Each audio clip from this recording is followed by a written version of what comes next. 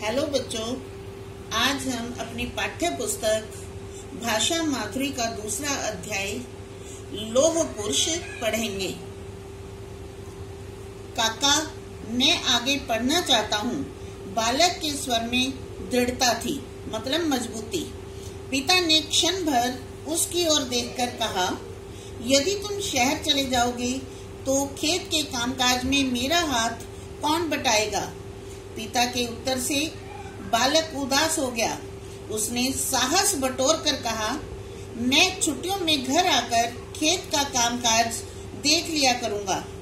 नहीं नहीं, तुम्हारे दोनों भाइयों सोमा और नरसी से मुझे बहुत आशाएं हैं। छोटे काशी को भी मैं पढ़ाना चाहता हूँ।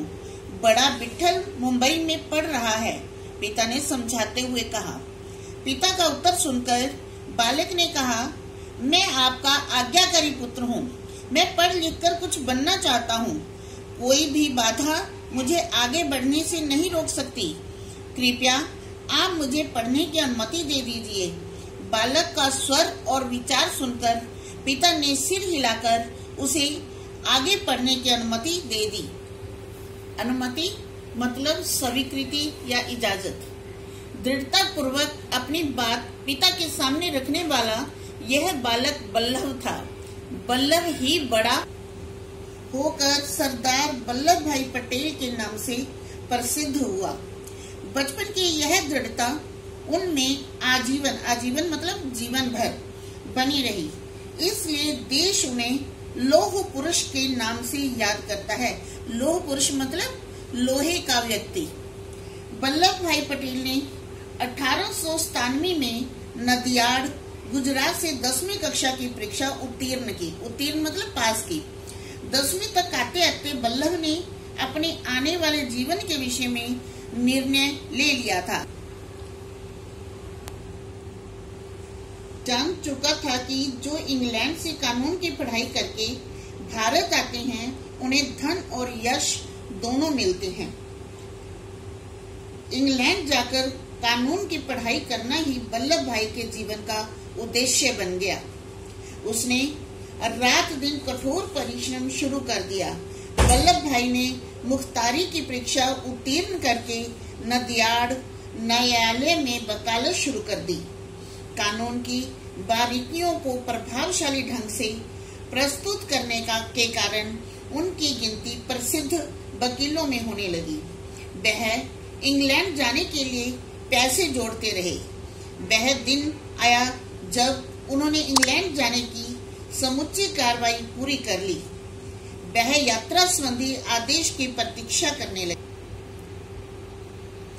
वर्षों का सपना पूरा होने वाला है, यह सोच सोचकर वल्लभ भाई मन ही मन प्रसन्न होते।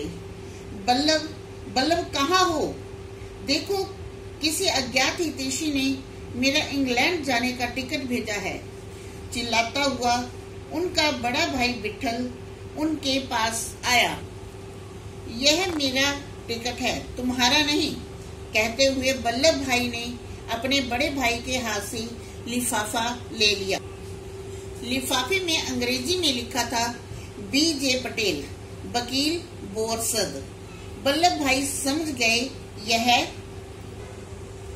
लिफाफा उनके बड़े भाई के पास कैसे पहुंचा। विठल भाई भी अंग्रेजी में यही नाम और पता लिखते थे। वल्लभ भाई ने अपने भाई को जब पूरी बात बताई तो उनका मुंह लटक गया।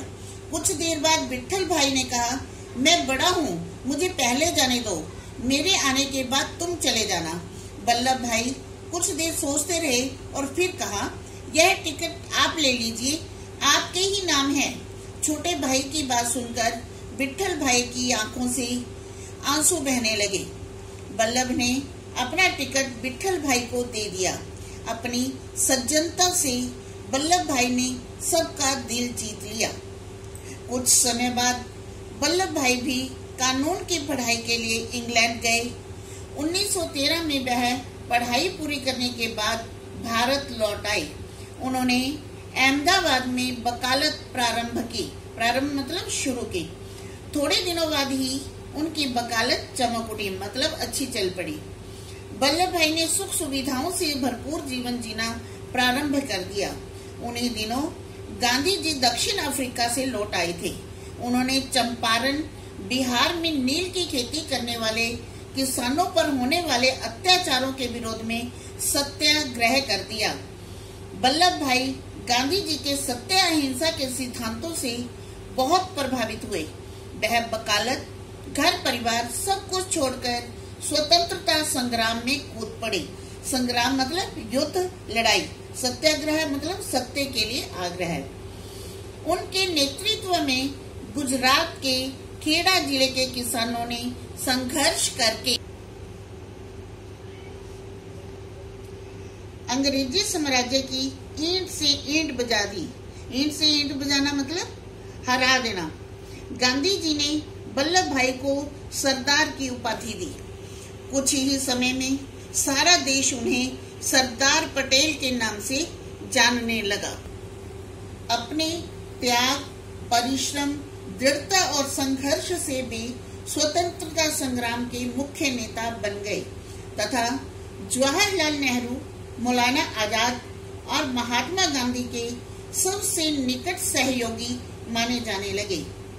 1942 का वर्ष आ गया।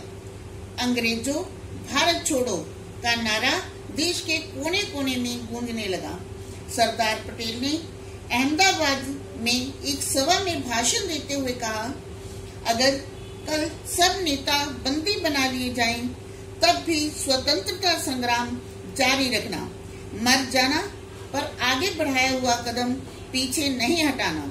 सरदार पटेल की इस ओजस्वी मतलब प्रभावशाली, इस ओजस्वी वाणी से प्रेरित होकर जनता ने अंग्रेजी शासन के विरुद्ध विद्रोह मतलब क्रांति, विद्रोह कर दिया।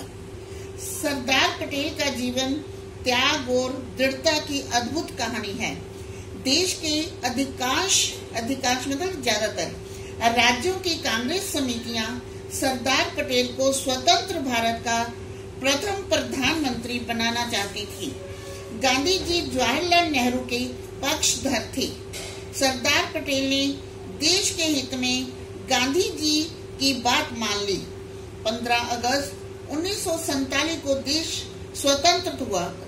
स्वतंत्रता के साथ साथ धर्म के नाम पर देश का बंटवारा हुआ।